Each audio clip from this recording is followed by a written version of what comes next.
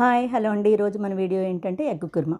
Egg kurma ఎలా చేయాలంటే ముందుగా 2 మీడియం సైజ్ ఉల్లిపాయలు తీసుకొని నీట్గా కట్ చేసుకోవాలి. ఒక పచ్చిమిర్చి కూడా. ఆ కట్ చేసుకున్న ఆనియన్స్ని ఒక కళాయిలో ఆయిల్ వేసేసి వేయించుకోవాలి. అవి వేయించేటప్పుడు ఫస్ట్ ఒక మిక్సీ గిన్నె తీసుకొని దాంట్లో కొద్దిగా అల్లం, వెల్లిపాయ గర్భాలు, ఒక పచ్చిమిర్చి, జీడిపప్పు, చెక్క, లవంగాలు, యాలుక్కాయలు, తర్వాత మీడియం సైజు 4 టమాటాలు,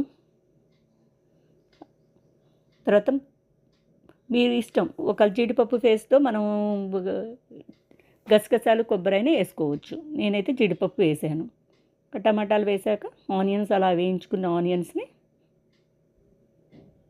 దాంట్లో వేసాను. మిక్సీ గిన్నెలో వేసేసి మెత్తగా పేస్ట్ చేశాను.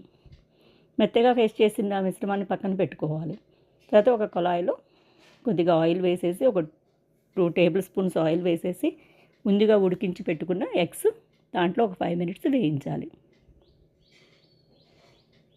అలా వేయించిన ఎగ్స్ని తీసి పక్కన పెట్టుకోవాలి. తర్వాత దాంట్లో పోపు దినుసులు, జీలకర్ర, తాలింపు గింజలు, ఉల్లిపాయ, పచ్చిమిర్చి, కరివేపాకు, వాటితో పాటు ముందుగా మనం పేస్ట్ చేసుకున్న మిశ్రమాన్ని కూడా అందుట్లో వేసేయాలి.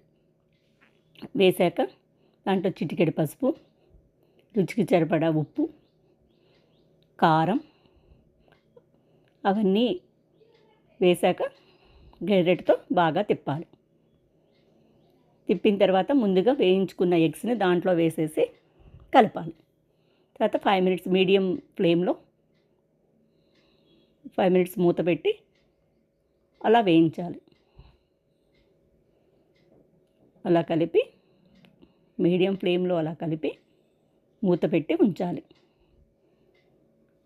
మీకు కొద్దిగా మనకి అలా కన్సిస్టెన్సీ మనకి కొద్దిగా పలచగా రావాలంటే కొద్దిగా వాటర్ పోసుకోవచ్చు. ఒక గ్లాస్ వాటర్ పోసుకొని దాన్ని కలిపేసేసి ఆయిల్ బాగా పైకి వచ్చే వరకు మనం బాగా ఉడికించేసి దాంట్లో కొద్దిగా కొత్తిమీర వేసేసుకుంటే ఎగ్ కుర్మా రెడీ. ఈ వీడియో కనుక నచ్చినట్లయితే like, share and subscribe. Thank you.